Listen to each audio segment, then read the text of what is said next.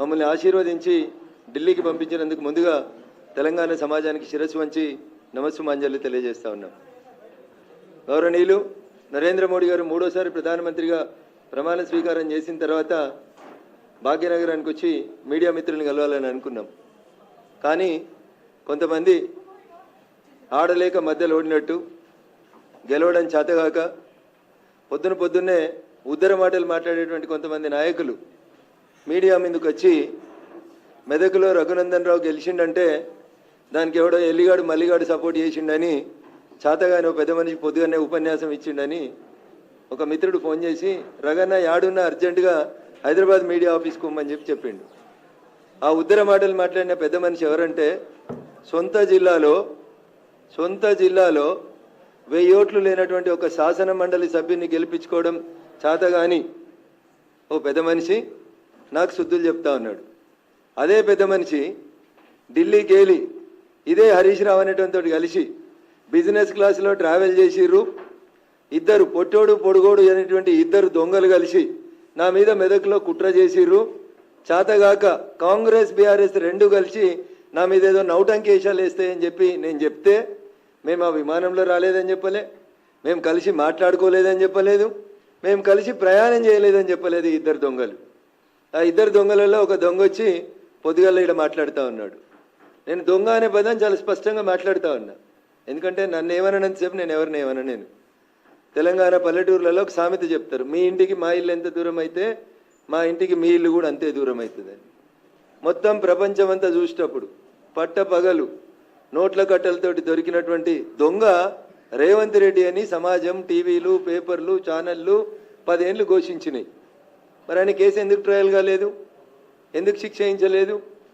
ఎవరితో ములాఖత్ అయ్యిండు రేవంత్ రెడ్డి? హరీష్ రావుతోట, కవితతోట, చంద్రశేఖరరావుతోట ఆయన ములాఖత్. నేను అడిగిన మిమ్మల్ని సూటిగా ఇద్దరిని, ఫలానా ఎయిర్ ఇండియా విమానంలో 19వ తారీఖు రోజు రాత్రి మీరిద్దరు బిజినెస్ క్లాస్లో 2 గంటలు ఏకాంతంగా జరిపిన చర్చలు ఏంటంటే చెప్పడం చేతగాలే. ఏమన్నాడు ఆయన? రఘునందన్ రావును గెలిపించేందుకు సిద్దిపేటలో హరీష్ రావు అనేటోడు బీఆర్ఎస్ పార్టీ ఓట్లని బీజేపీ పార్టీకి వేయించిండు అని మాట్లాడిండు. నేను అడుగుతున్నా, నాకు సంస్కారం ఉంది, నాకు చదువు చెప్పిన సార్లు కొంచెం మంచి చదువు చెప్పారు. నేను లాస్ట్ టైం కూడా రేవంత్ రెడ్డి మెదక్కి వచ్చి నా గురించి మాట్లాడినప్పుడు చెప్పిన, రేవంత్ రెడ్డి నేను నీకంటే 2 ఆకులు ఎక్కువ చదువుకొని వచ్చిన, తెలుగు, హిందీ, సంస్కృతం, మలయాళం, కన్నడలో కూడా నీకంటే మంచిగా మాట్లాడగలుగుతా అని చెప్పిన.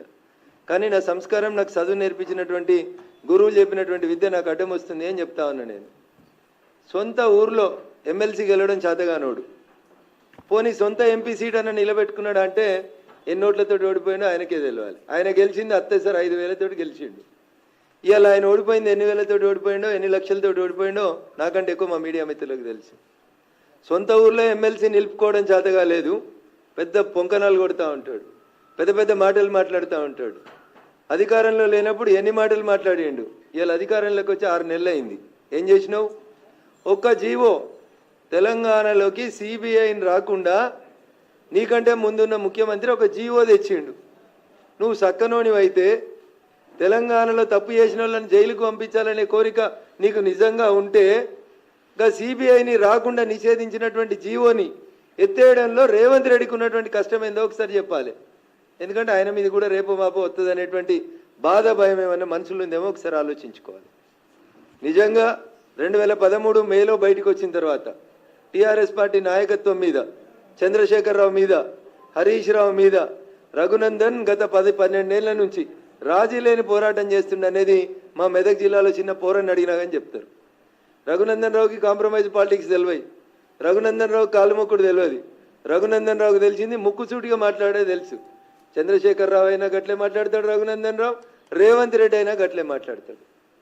10 ఏళ్ళు జయ జయ హే తెలంగాణ జననీ జయకేతనం అనే పాటను గుర్తించే సూరత్ లేదని చంద్రశేఖరరావుని నిండు అసెంబ్లీలో నిలదీసిన ఒకే ఒక ఎమ్మెల్యే ఎవడంటే అది రఘునందన్ రావు తప్పితే ఇంకొకరు కాదు. ఇలా దానికి సినిమా బాణీలు, సినిమా వేషాలు, సినిమా రంగులు అద్ది ఈయనేదో క్రెడిట్ కొట్టుకునే నాటకాలు చేసాడు. మాకు రాదు రేవంత్ రెడ్డి గారు. అందుకని నేను ఏమంటున్నా అంటే రేవంత్ రెడ్డి గారిని, హరీష్ రావు గారిని, నేను ఎవరి దయాదాక్షిణ్యాల మీద గెలవలే.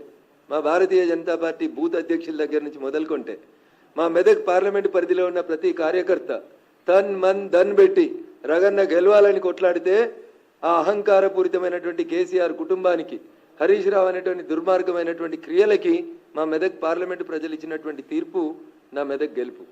నేను వాడేవాడో వీడేవాడో వేస్తే గెలవలేదు. నేను ఎవరి దయాదాక్షిణ్యాల మీద ఈ కుర్చీలోకి రాలేదు. అందుకని నా గురించి మాట్లాడే కంటే ముందు నోరు ఒళ్ళు రెండు దగ్గర పెట్టుకోవాలని ఈ రాష్ట్ర ముఖ్యమంత్రి గారిని ఈ సందర్భంగా నేను హెచ్చరించడానికే ఇంత తొందరగా మీడియా ముందుకు రావాల్సి వచ్చింది. ఇంకో మాట కూడా చెప్పదలుచుకున్నా, నేను మాట్లాడగలుగుతా. ఏం మాట్లాడతావు రేవంత్ నువ్వు నాతో మాట్లాడాలంటే? ఎందుకు మరి మల్కాజ్గిరిలో నువ్వు ఎవరిని పెట్టినావు క్యాండిడేట్ను? పక్క జిల్లా వాళ్ళని తెచ్చి ఎందుకు పెట్టినావు?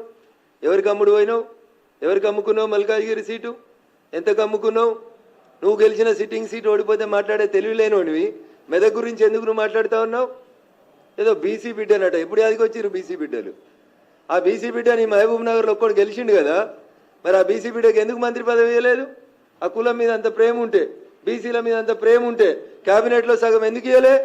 ఏదో బీసీ కులకరణ చేస్తాం కాంగ్రెస్ చెయ్యి 6 నెలల నుంచి ఎవడొద్దన్నాడు. సర్పంచ్ ఎలక్షన్లలో కూడా ఇదే రిజల్ట్ వస్తుంది. ఆడలేక మధ్యలో ఓడిందని గెలవడం చేతగాక సొంత ఊర్లో గెలవనున్నాడు, పక్కన ఉన్నవానికి శుద్ధులు చెప్తాడు. సొంత ఎంపీ ఓడిపోతివి, సొంత ఊర్లో ఎమ్మెల్సీ ఓడిపోతివి, ఆఖరికి నీ పాలమూరులో నాకు అనరాదా అన్న? వంశీచంద్ అంటే నీకు పడదు, వంశీచంద్కి ఢిల్లీలో పరపతి ఉంది కాబట్టి వంశీచంద్ని ఓడగొట్టేందుకు నువ్వు ఒక పక్క పార్టీకి మద్దతు ఇచ్చినావని నాకు అనరాదా అన్న? నేను మస్తుగా అనగలుగుతా, మంచి మంచి మాటలు అనగలుగుతా, తలకాయ ఆడబెట్టుకోవాలని కూడా అర్థం కాని మాటలు అనగలుగుతా. కానీ నేను అంటలేను, ఎందుకంటే మా అమ్మ నాన్న నాకు సంస్కారం నేర్పించారు కాబట్టి. నువ్వు ఇన్ఛార్జ్ తీసుకున్న చేవెళ్ళు ఓడిపోతివి, నీ సొంత జిల్లా మహబూబ్ నగర్ ఓడిపోతివి, ఆఖరికి నువ్వు సిట్టింగ్ ఎంపీ ఉన్న మల్కాజ్గిరిలో మూతోడు జవాబిచ్చిరు మల్కాజ్గిరి ప్రజలు. ఏం మాట్లాడుతూ ఉన్నావు?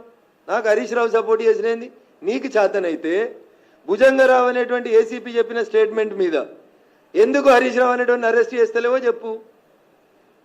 ఓటుకు నోటు కేసులో నిన్ను పట్టపగలు బొక్కలు ఇరిచి గుంజుకపోయారు కదా, మరి ఇలా భుజంగరావు చెప్పిన స్టేట్మెంట్ మీద హరీష్ రావుని కాపాడుతుంది ఎవరో చెప్పాలి రేవంత్ రెడ్డి.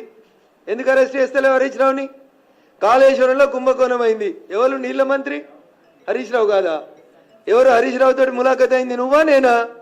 ఫ్లైట్లో కలిసి బిజినెస్ క్లాస్లో ముచ్చట్లు పెట్టుకుంటామైంది నువ్వు హరీష్ రావా నేను హరీష్ రావా? కులం ఒకటి ఉందని నోటుకొచ్చినట్టు మాట్లాడతావా? వెంకటరామరెడ్డి నీ నెంబర్ 2 నీ కుర్చీ ఎత్తుకపోతా అని చూస్తున్నా పొంగిలేటి శ్రీనివాసరెడ్డికి సటకుడు కాదా? సటకుడో వియ్యంకుడో కాదా? నీకేమన్నా చేతనైతే ముందు నీ అడ్మినిస్ట్రేషన్ చూసుకో. రఘునందన్ రావు అనేటోడు ఎన్నికలు జరుగుతున్నటువంటి టైంలో 150 సార్లు సిద్దిపేట సిపికి ఫోన్ చేసిండు, మెదక్ ఎస్పీకి ఫోన్ చేసిండు, సంగారెడ్డి ఎస్పీకి ఫోన్ చేసిండు. బీఆర్ఎస్ పార్టీ అభ్యర్థి వెంకటరామరెడ్డి అనేటోడు ఓటుకు 1000 రూపాయలు వంచుతుండు పట్టుకొని రని 150 ఫోన్ కాల్ చేసిన, నీ డీజీపీకి చెప్పిన, మీ ఇంటెలిజెన్స్ ఐజీకి చెప్పిన. మేం పోయి కార్లు పట్టుకొని కొడతామంటే పోలీసు వాళ్ళు వచ్చిర్రు. ఓటుకు 1000 రూపాయలు వంచితే ఆపడం చేత కానీ నువ్వు, నీకు అడ్మినిస్ట్రేషన్ తెలుసు, నీకు పోలీసు కంట్రోల్ ఉన్నాడు, నీకు ఏమొస్తుందని రేవంత్ రెడ్డి ఏం తెలుసు? నీకు ఏం తెలుసు అంటున్నా? వెంకటరామరెడ్డి పైసలు వంచుతుంటే ఎందుకు నీ తెలంగాణ పోలీసు వాళ్ళు ఆపలేకపోయినరో చెప్పు. నేను 20 ఎఫ్ఐఆర్లు చెప్పించిన. పోయి చేగుంటల ఫామ్ హౌస్లో 8 కోట్లు ఉన్నాయంటే నీ పోలీసు వాళ్ళు రాకపోతే మేం పోయి దాడి చేస్తామంటే అప్పుడు వచ్చింది నీ పోలీస్. గదానికి సమాధానం చెప్పు. గివి చెప్పడం చేత కాదు. ఒక్క పోలీసోడైనా నీ మాట వింటుండా? ఒక్క పోలీసోడు ఒకవేళ వింటే వెంకటరామరెడ్డి పైసలు వంచుతుంటే నువ్వు బీసీ బిడ్డ అయినటువంటి నీలమ్మదికి మా మెదక్ జిల్లాలో అన్యాయం ఎందుకు చేసినావు? టీఆర్ఎస్ వాడు బీఆర్ఎస్ వాడు 1000 రూపాయలు ఓటుకు వంచుతుంటే నీ సొంత పార్టీని గెలిపించుకోక వెంకటరామరెడ్డికి ఎందుకు సద్దులు మోసిండు నీ శ్రీనివాసరెడ్డి? పైసలు ఎట్లొచ్చినాయి మా మెదక్ జిల్లాకి?